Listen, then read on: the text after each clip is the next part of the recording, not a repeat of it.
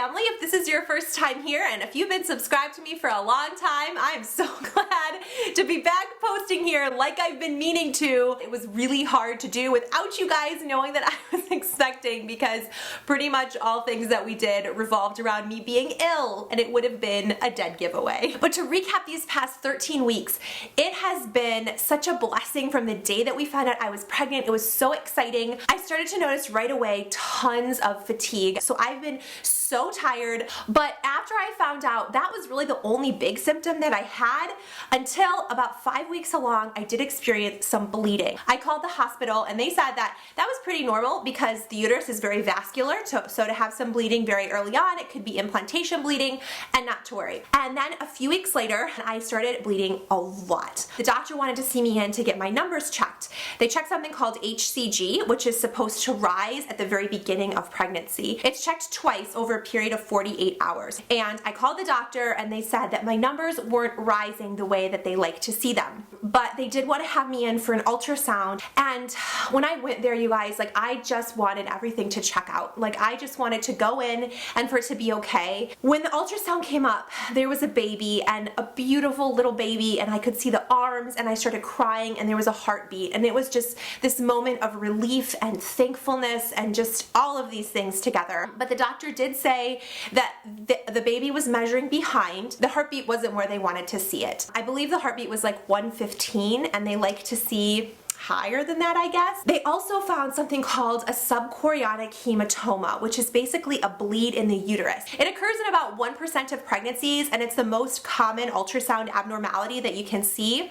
Thank you, Dr. Google. So a lot of women do have them, and the vast majority of these are reabsorbed by the body. Think of it as like a bruise in your uterus. But in a small percentage of women, it does continue to grow, and it becomes a problem later on in pregnancy when it can actually make the placenta detach from the uterine wall, and then you have a late-term miscarriage. Obviously, it did cause some worry. We were encouraged to see that that was what was causing the bleeding. We were encouraged to see a baby, but you know, there was that, and then the heart rate. So it was a kind of a very unknown time. I think in a lot of ways, it made me really compassionate and able to empathize with somebody who may have been walking through that time, because I know what that desperation feels like. It's not something you would wish on your worst enemy. I feel like there was a lot of growth, but you know, in our family during those weeks, just to understand that no matter what happened, the Lord was going to see me through it, whether we had this baby or whether we didn't have this baby. So when I went in for this last ultrasound at 13 weeks, we saw a beautiful, healthy baby with an amazing heart rate that was perfect. Everything was checking out, the baby was measuring well, and the hematoma was gone. I just really felt it was a miracle, and it made me appreciate every single moment that I had in this pregnancy. We're just so grateful, and I know that there's so many women out there, a super close friend of mine included, who is struggling with infertility and getting pregnant, and just every second with this baby, you know, even if it wasn't going to go to term, was a moment that I had with that baby. And so to kind of see things from that perspective, I really feel like that has just been laid on my heart. That's where we are now. I've been so good, so nauseous. I cannot look at any root vegetables, squash, carrots.